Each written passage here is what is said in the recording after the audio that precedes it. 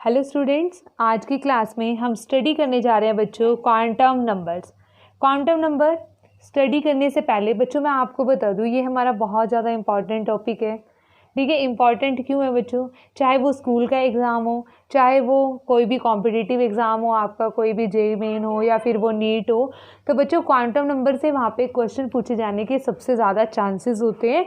तो इसलिए मैं आपको बोल रही हूँ जो क्वांटम नंबर टॉपिक है वो बहुत ही इंपॉर्टेंट है और ये आपके यूज़ होगा, क्योंकि फिर हम जब इलेक्ट्रॉनिक कॉन्फ़िगरेशन लिखेंगे किसी भी एलिमेंट की, जो आगे भी फर्दर ऑन आपकी यूज़ होंगी और इस चैप्टर में तो यूज़ होंगी ही।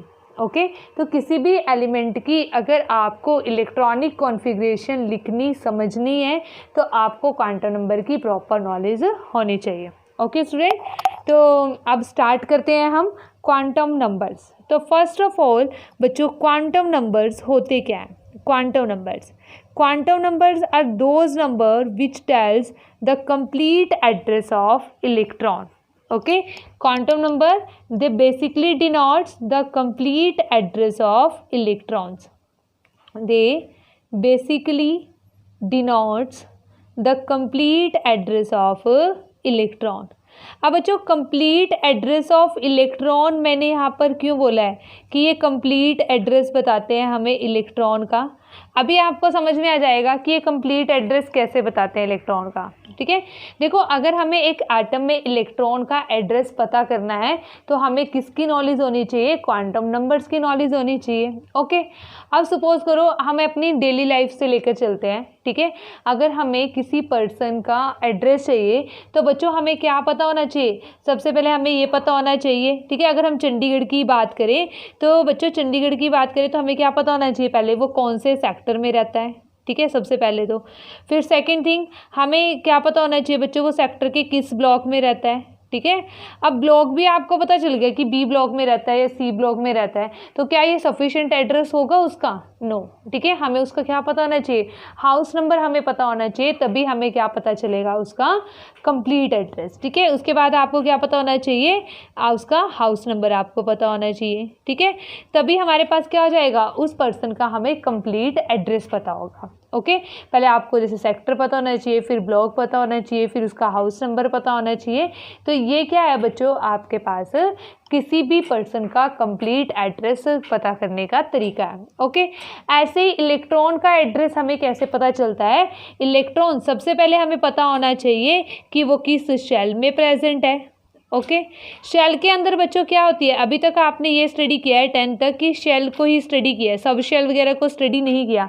तो यहाँ पे इस तरीके से समझो, जैसे सेक्टर्स के अंदर ब्लॉक होते हैं फर्दर, वैसे ही शेल के अंदर क्या होती है बच्चों? फर्दर सब शेल प्रेजेंट होती है। और सब शेल के अंदर फर्दर क्या होते हैं? ऑर्बिटल्स होते हैं। ओके, सब शेल के अंदर क्या होते हैं? ऑर्बिटल्स होते हैं। ठीक है, तो अगर हमें कंप्लीट एड्रेस पता करना है इलेक्ट्रॉन का तो हमें पता होना चाहिए इलेक्ट्रॉन कौन सी शेल से बिलोंग करता है, फिर शेल में ये पता होना चाहिए कौन सी सब शेल से बिलोंग करता है। ठीक है, सब शेल्स हमारे पास बच्चों बेसिकली हम 4 टाइप्स की सब शेल को डिस्कस करते हैं, S, P, D and F सब शेल को, और इनके अंदर फर्दर ऑर्बिटल्स होते हैं। हमें ये पता होना चाहिए कि उसका जो ऑर्बिटल है वो कौन से ऑर्बिटल में प्रेजेंट है। ओके स्टूडेंट, तो इस तरीके से क्वांटम नंबर हमें क्या बताते हैं?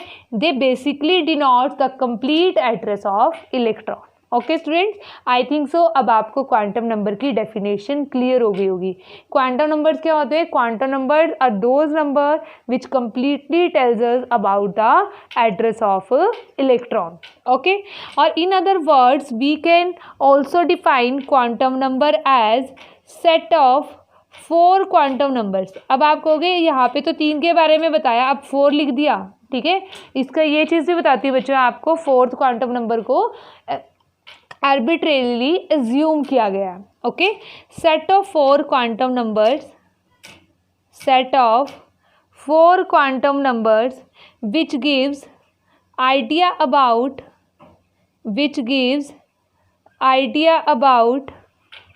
energy, shape, orientation and spin of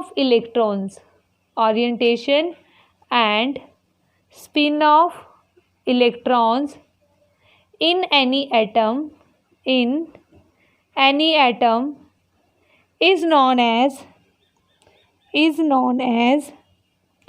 quantum numbers, ठीक है, is known as quantum numbers. Okay, तो बच्चों जो यहाँ पे हमने ऐसे लिखा है ना, इसको ऐसे सीक्वेंस में लिखा है कि विच गिव्स, जो फर्स्ट क्वांटम नंबर है एनर्जी, ठीक है, फर्स्ट क्वांटम नंबर हमें एनर्जी के बारे में बताता है, ठीक है, इसको सीक्वेंस में लिखा है हमने। सेकंड क्वांटम नंबर हमें शेप के बारे में बताता है, थर्ड क्वांटम नंबर हमें ओरिएंटेशन के बारे में बताता है, और फोर्थ क्वांटम नंबर हमें स्पिन के बारे में बताता है। ओके बच्चों, तो सबसे पहले, ठीक है, एनर्जी का मतलब यही है बच्चों कि हमें शेल के बारे में पता चलेगा, फिर हमें शेप का मतलब ये है हमें सब शेल के बारे में पता चलेगा, और ओरिएंटेशन का मतलब ये है कि हमें ऑर्बिटल्स के बारे में पता चलेगा, और फर्दर हमें किसके बारे में पता चलेगा, स्पिन के बारे में पता चलेगा। ओके स्टूडेंट्स, तो उसके बाद हमारे पास बच्चों 4 क्वांटम नंबर कौन कौन से हैं। First quantum number is principal quantum number, principal quantum number, and it is denoted by small n।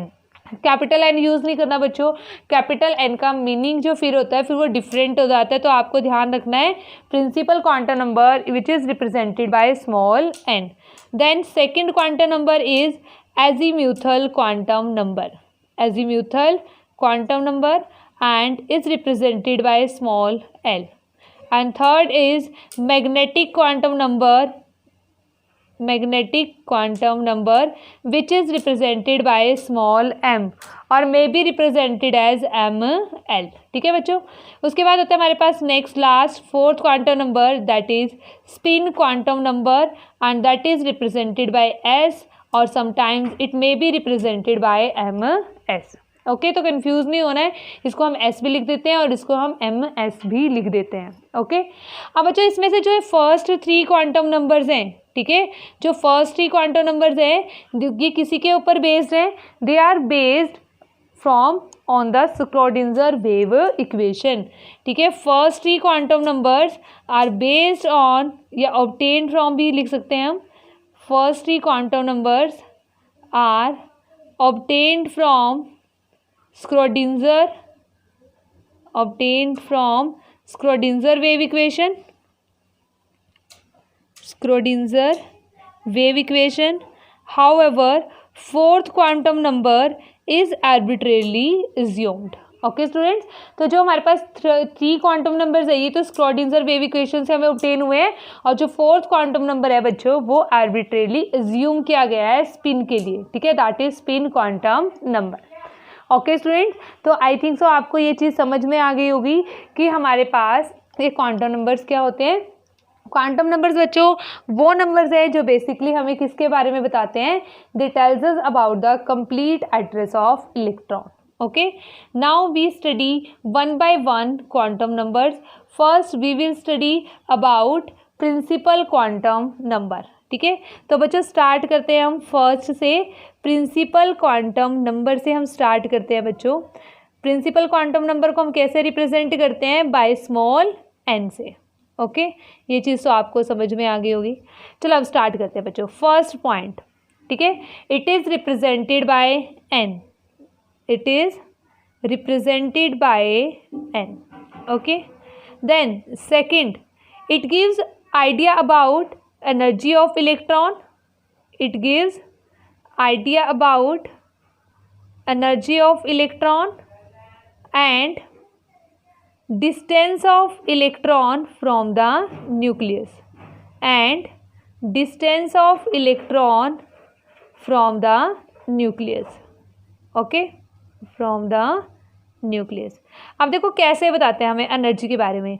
देखो बच्चों हमने बोहर मॉडल ऑफ एटम में हमने स्टडी किया है, एनर्जी का क्या फॉर्मूला होता है, -13.6 Z²/N² इलेक्ट्रॉन वोल्ट पर एटम। तो बच्चों यहाँ पे ये n क्या है, ये n हमारे पास क्या है, n is nothing but it is a principal quantum number. अगर हमें n की वैल्यू पता है तो हमें एनर्जी की वैल्यू भी हमें पता होगी, क्योंकि एलिमेंट तो हमें पता होगा ना कि हाइड्रोजन के लिए कैलकुलेट करना है, हीलियम आयंस के लिए कैलकुलेट करना है। ओके, तो इस तरीके से ही हमें क्या बताता है, एनर्जी के बारे में बताता है। सेकंड, डिस्टेंस के बारे में हमें कैसे बताता है, देखो रेडियस का फॉर्मूला क्या होता है बच्चों, रेडियस 0.529 n² अपॉन में z। तो again radius is also based on the value of n, ठीक है, ये भी एन की वैल्यू पर डिपेंड करती है। तो it means it also tells about the distance of electron from the nucleus. Distance हमें बता देगा ना, अगर हमें रेडियस बता देगा, सेकंड ऑर्बिट की रेडियस, थर्ड ऑर्बिट की, ठीक है। तो नेक्स्ट है बच्चों हमारे पास, नेक्स्ट हमें क्या बताता है, इट कैन ओनली हैव, ठीक है, पॉजिटिव इंटीग्रल वैल्यू। मैं आपको बता देती हूँ इसकी जो वैल्यू हो सकती है वो हमेशा क्या हो सकती है, पॉजिटिव और इंटीग्रल वैल्यू हो सकती है, ठीक है। It can only have positive integral values, ठीक है। कभी क्या इसकी वैल्यू नेगेटिव हो सकती है ऑर्बिट के एनर्जी लेवल की, नहीं, ठीक है। इसकी हमेशा क्या होगी, पॉजिटिव वैल्यू होगी और हमेशा एक इंटीग्रल वैल्यू होगी हमारे प्रिंसिपल क्वांटम नंबर के। नेक्स्ट हमें क्या बताता है, it tells us about the maximum number of electrons in any shell, ठीक है। It tells how many electrons can be filled in a particular shell, in any shell. Shell के बारे में तो बताता ही है ना बच्चों ये, क्योंकि अगर n की वैल्यू 1 हो जाती है, ठीक है, तो हम क्या बोलते हैं, ये कौन सी शेल है, फर्स्ट ऑर्बिट है, ठीक है, या के शेल है, ठीक है, तो हम बोलते हैं फर्स्ट ऑर्बिट है, या फिर हम क्या बोलते हैं, ये क्या है, के शेल है, okay. And number of electrons कितने होंगे बच्चों, number of electrons is given by 2n square, 2n square. तो फर्स्ट शेल में कितने इलेक्ट्रॉन्स आएंगे बच्चों, 2n स्क्वायर, n की वैल्यू 1 पुट कर दो, value comes out to be equal to 2। And in second shell number of electrons, how many electrons can come in second shell, 2 into 2 का square, and the value comes out to be equal to 8. Likewise in third shell 18 electrons, and in fourth shell maximum number of electrons can be filled are 32 in number. Okay students, next fifth very important point, ठीक है, ध्यान से सुनना बच्चों। It tells us about orbit angular momentum. It tells us about orbit, not orbital, ठीक है बच्चों, क्या लिखा है, ऑर्बिट, कंफ्यूज हो जाओगे। ऑर्बिटल एंगुलर मोमेंटम के बारे में कौन बताएगा हमें, ऑर्बिटल एंगुलर मोमेंटम के बारे में हमें next quantum number azimuthal quantum number बताएगा, जबकि ये हमें किसके बारे में बता रहा है, ऑर्बिट एंगुलर मोमेंटम के बारे में हमें बता रहा है। Orbit not orbital, both are different. And what is orbit angular momentum, देखो बच्चों बोहर मॉडल ऑफ एटम में हमने स्टडी किया था कि जब एक इलेक्ट्रॉन एक सर्कुलर पाथ में रिवॉल्व करता है तो उसका क्या होता है, एक क्वांटाइज्ड मोमेंटम होता है। They have quantized momentum and that momentum is known as, that quantized angular momentum is known as orbit angular momentum, which is given by mvr is equal to nh upon में 2 pi. Again this quantity represent orbit angular momentum and it depends on the value of n, where h and 2 pi are constant quantity. So it means angular momentum basically depends upon the value of n. Therefore we can say that principal quantum number tells us about the orbit angular momentum. Okay बच्चों, और sometimes h upon 2 pi may be written as like h cut. इसे हम क्या बोलते हैं बच्चों, h cut, like this, ठीक है, h और यहाँ पे ऐसे कट प्रेजेंट होता है। तो यहाँ पे जो h cut है बच्चों वो किसके इक्वल है, h cut is nothing but it is equal to h upon 2 pi.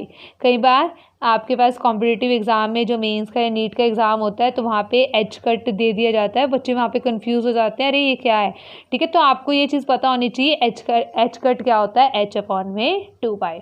Okay students, and this is all about our first quantum number, that is